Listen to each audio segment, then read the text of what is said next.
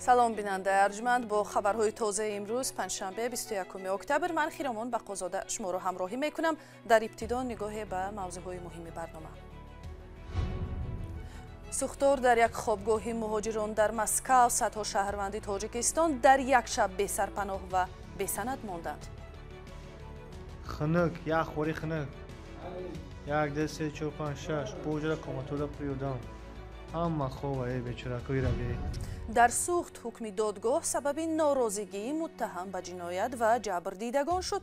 متهم میگوید عذابش دادند تا گناهی ناکرده را به گردن گیرد.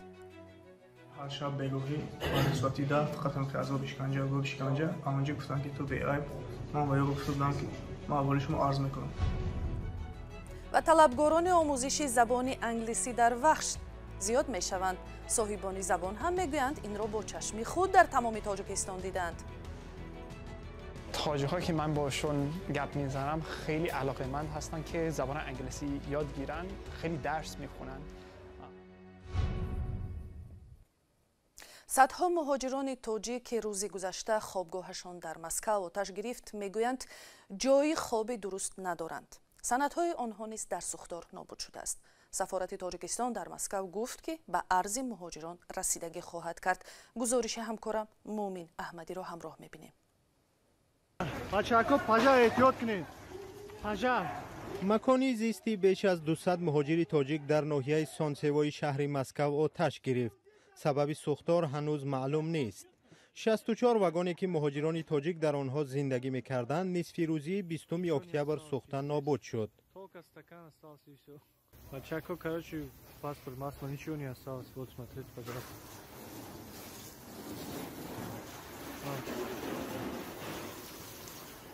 در سوختار مهاجران آسیب ندیدند ولی میگویند دیگر نه جای خواب دارند و نه سند. خنک یک خوری خنک یک دو سه چهار پنج شش بوجه کماتودا پریودان اما خوبه بیچاره‌کوی را بی. عذابی غریبی خنک -3 گرادوس مسکو. چه یافتی پاسپورت؟ شب گذشته را مهاجران در یک بینای نیم ساخت سحر کردند که شرایط برای زیست ندارد. خب شگربی رنگی چی داره؟ ای خوکشتر. در خدمات مطبوعاتی سفارت تاجیکستان در روسیه گفتند که از مشکل مهاجران خبر دارند و در پی کمک به آنها هستند. روسیه میزبان حدود 1 میلیون مهاجر است که گاه‌ها در چنین حادثه‌های ناخوش فوت و مجروح شدن آنها ثبت می شود. در ولایت سوخت دادگاه حکم صادر کرد که برخلاف حادثه های دیگری مانند به آن نه جانب عیبدار کننده و نه جبر دیده به آن راضی نیستند و زیاده از این حکم را نسبت محکوم شده کاملا ناعادلانه می حسابند. کشتار مدهش جوان در سال گذشته و حکم دادگاه سوالهای زیاد ایجاد کرده است. عیبدار شونده تفتیشات را در شکنجه بیرحمانه به خاطر به گردن گرفتن گناه هم عیبدار می کند. همکاری ما فرزان محمدی با همه جانب‌های این پرونده صحبت کرده است. دادگاه ولایت سوخت یک ساکنی ناحیه ظفرآباد جمشید جمعه‌زاده را به قتل جوان پسر همسایش و قصد کشتن مادر او به 23 سال زندان محکوم کرد. ولی جمعه‌زاده در جلسه اعلان حکم گفت بیگناه است و در جریان تفتیش شکنجه شده است. من با خودم رو نمی‌سوزم برای اون که با عذاب اشکنجه با استفاده توپ بردم توپ زدم. هر شب بگویی من نسبتی ده فقط که عذاب اشکنجه و اشکنجه آنجا گفتن که تو بی عیب من باید گفتم که من اولشم عرض میکنم. گناهکار بودن جمشید جمعه‌زاده را یگانه شاهد زنده واقعه مادر جوان کشته شده و جبر دیده دوم ملاحت زیایوا نیز رد میکند. من زدگی بچه این بچه نبود چی که من باور نکردم. اگه اساس نیست فقط 3 ماه بود سوز شد 3 ماه شد 3 ماه بود چیزی هیچ دلیل نیست از کنی کشتار بیاش کنی از چی میگو دلیلوی شیعی کنی هیچ نیست فقط گپ کتی شد گردنش بگیریم این گردنش بگیریم مونده. ملاحت زیایوا میگوید اگر قاتل جمشید جمعه‌زاده می بود و این را به خوبی تصدیق کرده می توانست، زیرا آنها در یک بینای بلندآشانه با هم زندگی میکنند و همدیگر را خوب میشناسند. ولی دادرس انور عبدالغفاری روز 18 اکتبر گفت آدمکشی، سوءقصد جنایت و ایران نمودن دخل ناپذیری منزل از طرف جمشید جمعه‌زاده اثبات شدند و به تلاش رابطه جنسی از طرف شخص کشته شده بهزاد دورانبکوف ربط دارند. اما هر دو جانب قضیه این فرضیه را درست نمی‌شمارند. پلیس ظفرآباد 11 نوامبر سال گذشته جسد بهزاد دورانبکوف را از داخل حاجتخانه و مادر آغشته به خون او ملاحت زیایوه را از درآمدگاه منزلشان پیدا کرده بود که با ضرب بالغه یکی کشته و دیگری لطوکوب شده بودند. جمشید جمعه‌زاده در حال گناهکار دانسته می شود که مقامات پلیس گناهکاران احتمالی دیگر را پیدا نکردند. این همه ناحقی، این همه نتونستم هیچ کار کردم. من نتونستم گفتم این همه بر دروغ، همه ساخته کاری اینا هیچی نیافتند، اساس دلیل نیست. جمشید جمعه‌زاده سابقه جنایی ندارد و تا زمان بازداشت شدنش به صاحبکاری مشغول بوده است. وی در ناحیه ظفرآباد یک کارگاه استحصال خشت بلاک را به راه مانده روزی 2 فرزند و عائله‌اش را از این حساب می‌یافته است.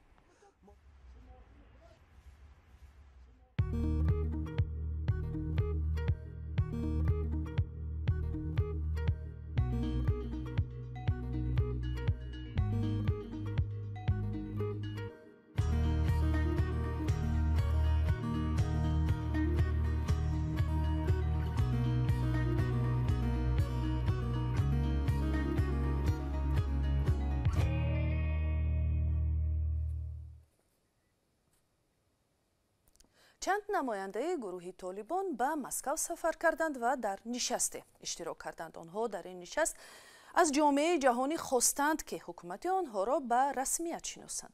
بسیاری از کشورها شرط اصلی به رسمیت شناختن حکومت طالبان را در تشکیل حکومت فراگیر می‌دانند. از جمله تاجیکستان نیز گفته است که تا طالبان حکومت فراگیر تشکیل نکنند آنها را به رسمیت نمی‌شناسند.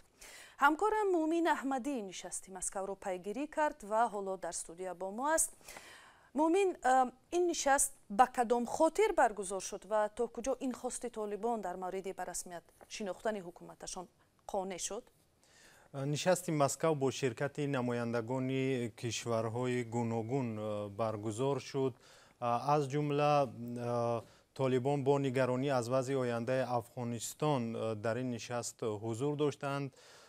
در این نشست هیچ تمایل درباره شناخته شدن حکومت طالبان دیده نشد. ظاهرا روسیه و کشورهای آسیای مرکزی از وضع افغانستان و تهدید گروه‌های تروریستی هراس دارند و مسکو تنها در این زمینه می‌خواهد با طالبان همکاری کند. اما روسیه و بسیاری از کشورهای دیگر تشکیل حکومت فراگیر، رعایت حقوق آدمان، اجازه تحصیل به دختران و اجازه کار به زنان، آزادی بیان و امنیت کامل در افغانستان را از شرط‌های اعتراف طالبان نامیدند، چیزی که به گفته آنها هنوز اتفاق نیفتاده است. البته طالبان از حکومت فراگیر شناخت خود را دارند و حالا ادعا دارند که حکومت آنها فراگیر است. مومین، تاجیکستان بارها از حکومت طالبان انتقاد کرده است و ما می‌بینیم که نمایندگان تاجیکستان نیز در این نشست شرکت داشتند. به هر حال به اطلاع مطبوعاتی روسی و عموما عامل اصلی به نظر شما نگرانی تاجیکستان از حکومت طالبان چی است؟ از پیش اعلان شده بود که مقامات تاجیک در نشست مسکو دعوت شدند. مطبوعات روسیه نوشت که نمایندگان تاجیکستان در نشست اشتراک کرده است، ولی سخنرانی مقامات تاجیک در این نشست تا حال پخش نشده است. تاجیکستان از اولین کشورهایی بود که آشکارا اعلان کرد که حکومت طالبان را در چنین شکل قبول ندارد. ظاهرا مقامات تاجیک به طالبان باور ندارند و بر این نظرند که این گروه روزی به افراطیان برای وارد شدن به خاک تاجیکستان کمک میکند. زمانی که طالبان نظارت مرز افغانستان با تاجیکستان را گرفتند، مسئول نگهبانی مرز را به شهروندان تاجیکستان که عضو گروه انصارالله هستند سپاریدند. این ماه ایون بود و هنوز طالبان حکومت خود را اعلان نکرده بودند. حالا نزدیک 200 شهروند تاجیکستان که با فرمان طالبان کار میکنند و در تاجیکستان همچون تروریست جستجو میشوند، در نواحی نزد مرزی با تاجیکستان از جمله شهر بزرگ بدخشان در روبروی ناحیه شمس‌الدین شاهین جابجا شدند. مقامات تاجیک میگویند طالبان در زبان یک چیز میگویند ولی در عمل کار دیگر میکنند. طالبان هیچگاه اقرار نشدند که شهروندان تاجیکستان در صف آنها قرار دارد. تشکر. همکارم امین احمدی بود درباره نتیجه های نشست با حضور طالبان در مسکو. سازمان حامی حقوق انسان هیومن رایتس واچ از اداره های سازمان ملل متحد و هم حکومت ها خواسته است که کمک های خود را به افغان های محتاج و حیاتشان در خطر افزایش دهند. سازمان گفته از جامعه بین المللی به مسئله پناهگاه دادن و ایجاد شرایط امن و مساعد برای زندگی تمرکز کند.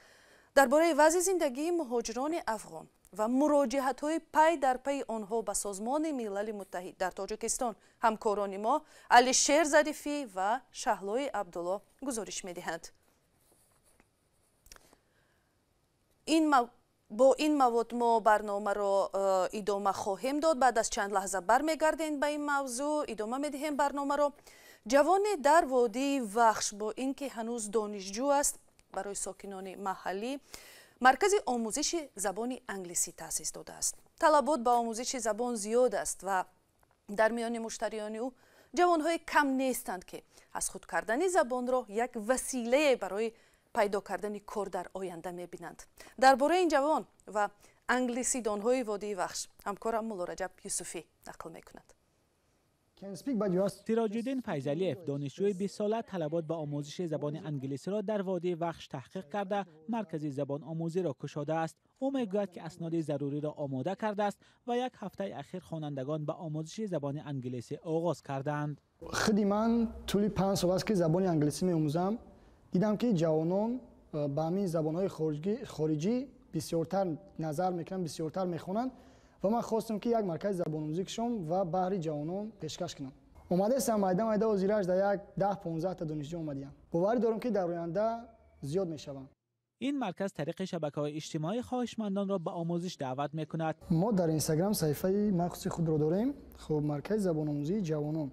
یک خواننده در یک ماه آموزش 100 سومانی پرداخت می‌کند. در مرکز ولایت آموزش زبان انگلیسی از 100 تا 150 سومانی برای یک ماه پیش بینی شده است.